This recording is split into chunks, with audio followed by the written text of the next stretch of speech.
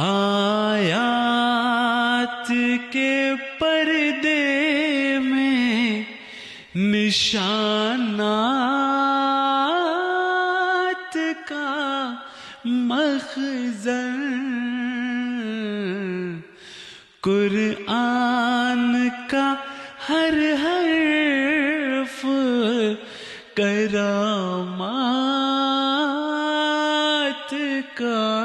مخزن۔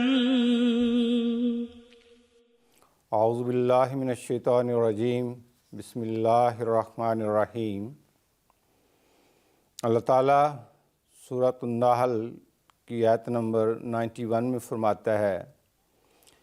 ان اللہ یامر بالعدل والاحسان وایتاء ذی القربی وینہی عن الفحشاء والمنکر والبغی یعظکم لعلکم تذکرون۔ ترجمہ اس کا اس طرح ہے کہ اللہ یقیناً عدل و احسان کا اور غیر رشتہ داروں کو بھی قرابت والے شخص کی طرح جاننے اور اسی طرح مدد دینے کا حکم دیتا ہے، اور ہر قسم کی بے حیائی اور ناپسندیدہ باتوں اور بغاوت سے روکتا ہے۔ وہ تمہیں نصیحت کرتا ہے تاکہ تم سمجھ جاؤ۔ یہ آیت ہے، اس کے شان نزول کے بارے میں امام بخاری جو ہیں ان کی کتاب الادب المفرد جو ہے اس میں ایک روایت ملتی ہے کہ حضرت عبداللہ بن عباس بیان کرتے ہیں کہ ایک مرتبہ نبی کریم صلی اللہ علیہ وسلم مکہ میں اپنے گھر کے سین میں تشریف فرما تھے کہ حضرت عثمان بن مظعون رضی اللہ تعالیٰ عنہ وہاں سے گزرے اور نبی کریم صلی اللہ علیہ وسلم کو دیکھ کر مسکرائے، تو آپ صلی اللہ علیہ وسلم نے انہیں فرمایا، کیا تم ہمارے پاس نہیں بیٹھو گے؟ انہوں نے عرض کیا، جی کیوں نہیں؟ پھر نبی کریم صلی اللہ علیہ وسلم بھی ان کی طرف رخ کر کے بیٹھ گئے اور آپ صلی اللہ علیہ وسلم ان سے باتیں کرنے لگے۔ اچانک نبی کریم صلی اللہ علیہ وسلم نے اپنی نظر آسمان کی طرف اٹھائی، تھوڑی دیر بعد اپنی نگاہیں زمین کی طرف جما لیں،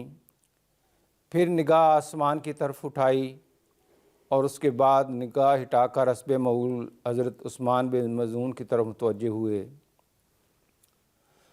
حضرت عثمان بن مظعون رضی اللہ تعالیٰ عنہ نے عرض کیا کہ آپ صلی اللہ علیہ وسلم کا نگاہ کا آسمان کی طرف اٹھانا اور پھر جھکانا، یہ کیا معاملہ تھا؟ آپ صلی اللہ علیہ وسلم نے فرمایا، ابھی ابھی جب کہ تم بیٹھے ہو میرے پاس اللہ کا قاصد یعنی فرشتہ جبرائیل علیہ السلام تشریف لائے تھے۔ اس پر حضرت عثمان بن مظعون رضی اللہ تعالیٰ عنہ نے عرض کیا کہ اس نے آپ صلی اللہ علیہ وسلم سے کیا بات کی؟ حضرت صلی اللہ علیہ وسلم نے اس پر یہ آیت مبارکہ تلاوت فرمائی، ان اللہ یامر بالعدل والاحسان وایتاء ذی القربی وینہی عن الفحشاء والمنکر والبغی یعظکم لعلکم تذکرون۔ جب حضرت صلی اللہ علیہ وسلم نے یہ آیت تلاوت فرمائی تو حضرت عثمان بن مظعون رضی اللہ تعالیٰ عنہ بیان کرتے ہیں کہ اسی وقت میرے دل میں ایمان پختہ ہو گیا تھا اور میں حضرت صلی اللہ علیہ وسلم کی محبت میں جو ہے وہ ایسا جوش تھا جیسے کوئی سمندر موجزن ہو۔ ایک تو یہ اس وقت کا ہے، یعنی اس کی شان نزول یہ تو نہیں کہہ سکتے کہ ان کی وجہ سے یہ آیت نازل ہوئی، بلکہ اس آیت کے نازل ہونے پہ اور حضرت صلی اللہ علیہ وسلم کے پاس آپ کی صحبت میں ہونے کی وجہ سے جو آپ کے ایمان پہ اثر پڑا، آپ کے دل پہ اثر پڑا کہ آپ کے اندر اللہ تعالیٰ کے رسول صلی اللہ علیہ وسلم کی محبت گھر کر گئی، وہ اپنی جگہ ہے۔ لیکن یہ آیت ایسی ہے کہ جس کا ہر زمانے سے تعلق ہے، اس زمانے سے بھی آج بھی۔ قرآن کریم جو ہے وہ ذکر ہے، اور ذکر اس لحاظ سے اللہ تعالیٰ نے حضرت صلی اللہ علیہ وسلم کی ذات کے لیے بھی ذکر اور رسولہ کے الفاظ قرآن میں استعمال فرمائے ہیں، اور قرآن کے لیے بھی۔ اور اگر دونوں کی غرض و غایت دیکھی جائے تو وہ ایک ہی ہے کہ اللہ تعالیٰ انسانیت کو مسلسل ترقی دیتے ہوئے قدم با قدم حضرت آدم علیہ السلام سے یہ سلسلہ شروع ہو رہا ہے، قدم با قدم ترقی دیتے ہوئے اس کے معراج کی طرف لاتا گیا، اور جب اس کے معراج پہ آنے کا وقت آیا، انسانیت کو اس کا معراج عطا کیا جانا تھا، تو اللہ تعالیٰ نے محمد مصطفیٰ صلی اللہ علیہ وسلم کو اس دنیا میں بھیجا، اور اس دنیا میں پھر اپنی وہ وحی نازل کی جو اس دنیا میں محمد مصطفیٰ صلی اللہ علیہ وسلم کی شایان شان تھی۔ گویا آپ کا وجود اور یہ قرآن دونوں ہی انسانیت کو اس کا معراج جسمانی طور پہ بھی اور روحانی طور پہ بھی عطا کرنے کے لیے اللہ تعالیٰ نے بھیجے ہیں۔ اب یہ آیت بالکل ایک چھوٹی سی آیت ہے، لیکن اس کے اندر انسان کے لیے خاص ذاتی زندگی ہو یا خاندانی زندگی ہو یا معاشرے کی ہو یا کسی ملک کی ہو یا پوری دنیا کی، اس کا امن، اس کی سلامتی اور اس کا اپنے مقصد کو پانا، یعنی خدا تعالیٰ کے رضا پہ چل پڑنا، یہ سارے کا سارا جو ہے سلسلہ اس چھوٹی سی آیت میں جو ہے وہ سمو کے رکھ دیا گیا۔ اور ہمارے پیارے امام حضرت خلیفۃ المسیح الخامس ایدہ اللہ تعالیٰ بن نصر العزیز کے ذریعے اللہ تعالیٰ نے اپنی عدل انصاف کی جو تعلیم ہے اس کا دنیا کے تقریباً ہر پلیٹ فارم پہ جو ہے وہ پہنچا کر ایک طرح کی حجت پوری کر دی ہوئی ہے۔ اب آتے ہیں اس آیت کی طرف کہ اس آیت کے بارے میں حضرت مسیح موعود علیہ السلام نے ایک سے زیادہ مختلف جگہوں پہ اپنی مختلف کتابوں میں اس کی تفسیر کی ہے، روشنی ڈالی ہے۔ اب چند ایک آپ کے جو ارشادات ہیں ان کو دیکھیں گے کہ اللہ تعالیٰ نے کس طرح اس آیت میں حقوق اللہ اور حقوق العباد دونوں کے لحاظ سے اس مضمون کو مکمل فرمایا ہے۔ حضرت مسیح موعود علیہ السلام فرماتے ہیں یہ آیت حق اللہ اور حق العباد پر مشتمل ہے، یعنی یہ اس آیت میں اللہ تعالیٰ نے اپنے حقوق بھی بیان فرما دیے کہ اللہ کی عبادت کیسے کرنی ہے، اللہ سے کیسا تعلق بنانا ہے، اور اسی طرح انسانوں کے آپس کے جو تعلقات ہیں وہ بھی کھول کر بیان کر دیے،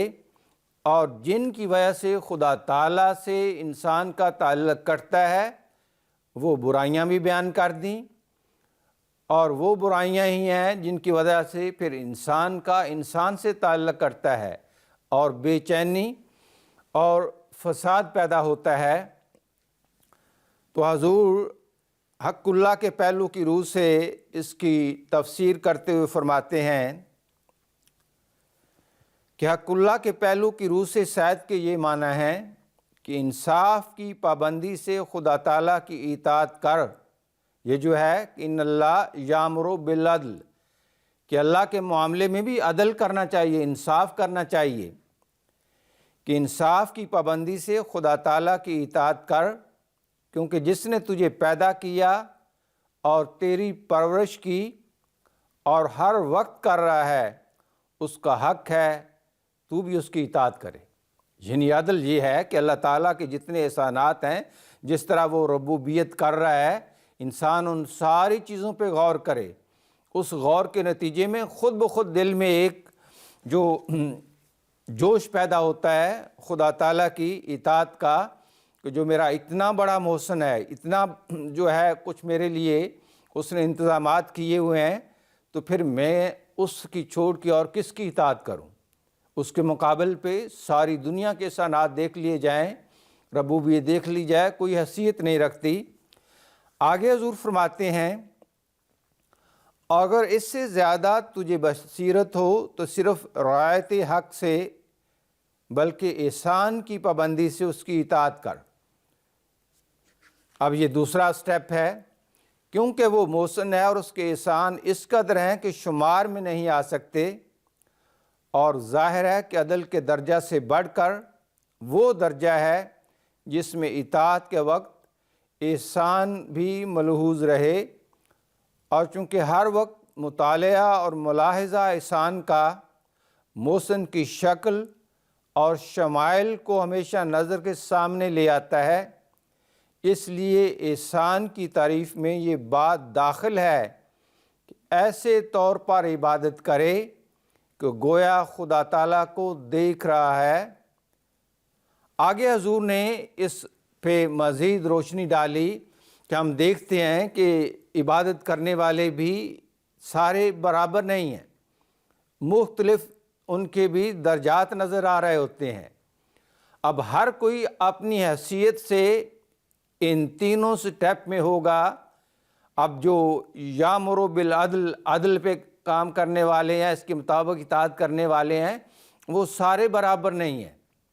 ان میں بھی درجات ہیں۔ پھر احسان ہے، جو احسان کے سٹیپ پہ آ جاتے ہیں، اس درجے پہ آ جاتے ہیں، ان کے بھی آگے مختلف جو ہے وہ درجات ہیں۔ پھر آگے اطاع ذی القربہ ہے، اس میں بھی سارے اس درجے والے بھی ایک دوسرے سے بھی تفاوت رکھتے ہیں۔ تو اب حضور فرماتے ہیں کہ خدا تعالیٰ کی جو اطاعت کرتے ہیں، اس حکم پہ عمل کرتے ہیں، وہ تین طرح کے لوگ ہیں، تین قسم میں ان کو تقسیم کیا جا سکتا ہے۔ فرمایا اول وہ لوگ جو باعث محجوبیت اور رویت اسباب کے احسان الہی کا اچھی طرح ملاحظہ نہیں کرتے، یعنی پہلا تو وہ گروہ ہے جن کو ابھی اللہ تعالیٰ کا اس طرح جو ہے وہ تعلق نہیں ہوتا، ابھی حجاب ہوتے ہیں درمیان میں، اور اسباب بھی انہیں نظر آتے ہوتے ہیں، خدا کا چہرہ نظر نہیں آتا۔ فرمایا اور نہ وہ جوش ان میں پیدا ہوتا ہے جو احسان کی عظمتوں پر نظر ڈال کر پیدا ہوا کرتا ہے، اور نہ وہ محبت ان میں حرکت کرتی ہے جو حسن کی عنایات عظیمہ کا تصور کر کے جنبش میں آیا کرتی ہے، بلکہ صرف ایک اجمالی نظر سے خدا تعالیٰ کے حقوق خالقیت وغیرہ کو تسلیم کرتے ہیں، اور احسان الہی کی ان تفصیلات کو جن پر ایک باریک نظر ڈالنا اس حقیقی محسن کی نظر کے سامنے، اس حقیقی محسن کو نظر کے سامنے لے آتا ہے، مشاہدہ نہیں کرتے، بلکہ اسباب پرستی کا گرد و غبار مسبب حقیقی کا پورا چہرہ دیکھنے سے روک دیتا ہے، اس لیے ان کو وہ صاف نظر میسر نہیں آتی جس سے کامل طور پر معطی حقیقی کا جمال مشاہدہ کر سکتے۔ سو ان کی ناقص معرفت رعایت اسباب کی قدورت سے ملی ہوئی ہوتی ہے۔ اب یہ وہ پہلا گروہ ہے۔ اب حضور فرماتے ہیں جو اس سے آگے چلے جاتے ہیں، دوسرا گروہ وہ یہ ہے کہ انسان کی نظر رویت اسباب سے بالکل پاک اور منزہ ہو کر خدا تعالیٰ کے فضل اور احسان کے ہاتھ کو دیکھ لیتی ہے، اسباب سے وہ آگے چلا جاتا ہے، اسے خدا کا ہاتھ نظر آ رہا ہوتا ہے۔ آگے فرمایا اور اس مرتبہ پر انسان اسباب کے حجابوں سے باہر آ جاتا ہے، اور یہ مقولہ کہ مثلاً میری اپنی ہی آب پاشی سے میری کھیتی ہوئی، اور یا میرے اپنے ہی بازو سے یہ کامیابی مجھے ہوئی، یا زید کی مہربانی سے فلاں مطلب میرا پورا ہوا، اور بکر کی خبرگیری سے میں تباہی سے بچ گیا، یہ تمام باتیں ہیچ اور باطل معلوم ہونے لگتی ہیں، اور ایک ہی ہستی اور ایک ہی قدرت اور ایک ہی محسن اور ایک ہی ہاتھ نظر آتا ہے۔ تب انسان ایک صاف نظر سے جس کے ساتھ ایک ذرہ شرک فی الاسباب کی گرد و غبار نہیں، خدا تعالیٰ کے احسانوں کو دیکھتا ہے، اور یہ رویت اس قسم کی صاف اور یقینی ہوتی ہے کہ وہ اپنے محسن کی عبادت کرتے وقت اس کو غیب نہیں سمجھتا، بلکہ یقیناً اس کو حاضر خیال کر کے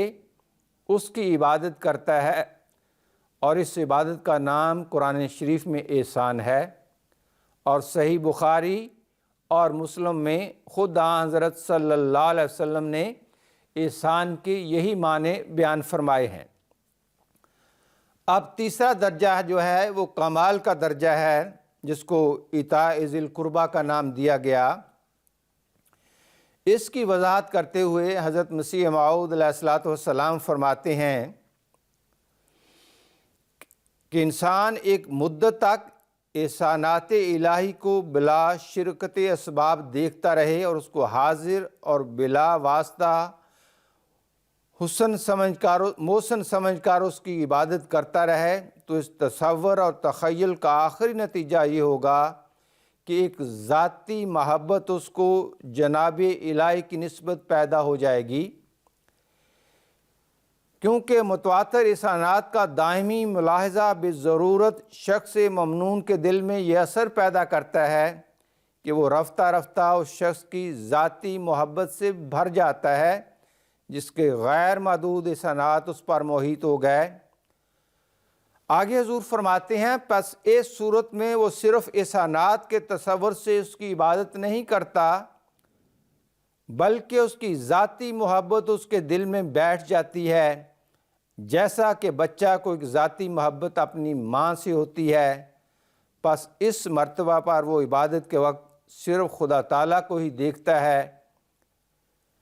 صرف خدا تعالیٰ کو دیکھتا ہی نہیں بلکہ دیکھ کر سچے عشاق کی طرح لذت بھی اٹھاتا ہے، اور تمام اغراض نفسانی معدوم ہو کر ذاتی محبت اس کے اندر پیدا ہو جاتی ہے۔ اور یہ مرتبہ ہے جس کو خدا تعالیٰ نے لفظ اطاع ذی القربیٰ سے تعبیر کیا، اور اسی کی طرف خدا تعالیٰ نے اس آیت میں اشارہ فرمایا، فاذکروا اللہ کذکرکم آباءکم او اشد ذکرا۔ اس کی تفسیر کرتے ہوئے حضور آگے فرماتے ہیں، اس آیت میں خدا تعالیٰ نے تینوں مرتبے انسانی معرفت کے بیان کر دیے، اور تیسرے مرتبہ کو محبت ذاتی کا مرتبہ قرار دیا، اور یہ وہ مرتبہ ہے جس میں تمام اغراض نفسانی جل جاتے ہیں اور دل ایسا محبت سے بھر جاتا ہے جیسا کہ ایک شیشہ عطر سے بھرا ہوا ہوتا ہے۔ اب یہ وہ درجات ہیں جن تک یہ کتاب قرآن کریم پہنچانا چاہتا ہے، اور مسلسل خدا تعالیٰ کے فضل سے ان درجات پہ ترقی کرتے کرتے مومن جو ہیں وہ پہنچتے جاتے ہیں۔ آگے پھر تین چیزیں ہیں جن سے منع کیا گیا اس آیت میں، کہ فحشاء اور منکر اور بغی، ان تینوں سے قرآن کہتا ہے، قرآن کی یہ تعلیم کہتی ہے کہ جو بچ جائے گا، یہ ان گندوں کو صاف کر لے گا، وہ خدا تعالیٰ کے فضل سے اپنے اس عروج کو، اپنے معراج کو پا لیتا ہے۔ تو یہ دو طرفہ تعلیم ہے، ایک جو انسانوں میں کمزوریاں ہیں، اگر کوئی فحشاء کا جو ہے شکار ہو چکا ہے تو اللہ تعالیٰ نے قرآن میں اس کا بھی علاج فرمایا، ان الصلاۃ تنہیٰ عن الفحشاء، کہ جس کو یہ مرض روحانی لگ چکی ہے تو اس کا علاج پھر یہ ہے کہ وہ نماز کو قائم کرے، نماز ان فحشاء سے بچا لے گی۔ آج جس قدر اس معاشرے میں دجالی چالوں کے نتیجے میں جو ہے وہ خدا سے دور کرنے کے لیے اور فحشاء کی بھرمار ہے، اس سے بچنے کا یہی طریقہ ہے، یہی علاج ہے جس کی طرف ہمارے پیارے امام حضرت خلیفۃ المسیح الخامس ایدہ اللہ تعالی بنصر عزیز بار بار توجہ دلا رہے ہیں، مسلسل توجہ دلا رہے ہیں کہ قیام نماز ہو، خدا سے اپنے تعلق کو استوار کیا جائے، خدا کی طرف جو ہے اپنی توجہ کر لی جائے، کیونکہ یہ پہلا مقصد ہے جو کسی بھی انسان کو حضرت مسیح موعود علیہ الصلوۃ والسلام کی جماعت میں داخل ہونے کے بعد حاصل کرنا چاہیے۔ اور یہی آپ نے فرمایا کہ دو ہی مقصد ہوتے ہیں انبیاء کے آنے کے، کہ ایک کہ اللہ اور اس کی مخلوق میں جو تعلق ٹوٹ چکا ہے اسے دوبارہ قائم کیا جائے، اور دوسرا آپس میں سچی محبت۔ اب ان دونوں مقاصد کو اگر آپ لے کے دیکھیں تو یہ آیت ان دونوں مقاصد پہ پوری روشنی ڈالتی ہے۔ اب وقت کی مناسبت سے جو وقت ہوتا ہے چند چیزیں انسان بیان کر سکتا ہے، باقی درخواست یہی ہے حضرت مسیح موعود علیہ الصلوۃ والسلام کے علم کلام کو پڑھیں۔ اب خلیفۃ المسیح خامس سید اللہ تعالیٰ بن نصر عزیز کی خاص توجہ سے یہ تفسیر حضرت مسیح علیہ السلام اور باقی کتب بھی بہت دیدہ زیب جو ہے وہ ڈیزائن میں اور کمپیوٹرائز شائع ہو چکی ہیں، اویلیبل ہیں، ان کو لینا چاہیے۔ اس مبارک ماہ میں خاص طور پہ قرآن کریم کی جو تفسیر ہے مسیح علیہ السلام کی، اس سے انسان گزر جائے تو اس کی عبادتوں کے معیار ہی بالکل بدل جاتے ہیں۔ تو اللہ تعالیٰ اپنے فضل سے ہمیں ان خزائن سے اس طرح مالا مال ہونے کی توفیق عطا کرے جو اس کی رضا کے مطابق ہو اور جس کے لیے اس نے اپنے اس نظام کو قائم کیا۔ وآخر دعوانا ان الحمدللہ رب العالمین۔ آیات کے پردے میں نشانات کا مخزن، قرآن کا ہر حرف کرامات کا مخزن۔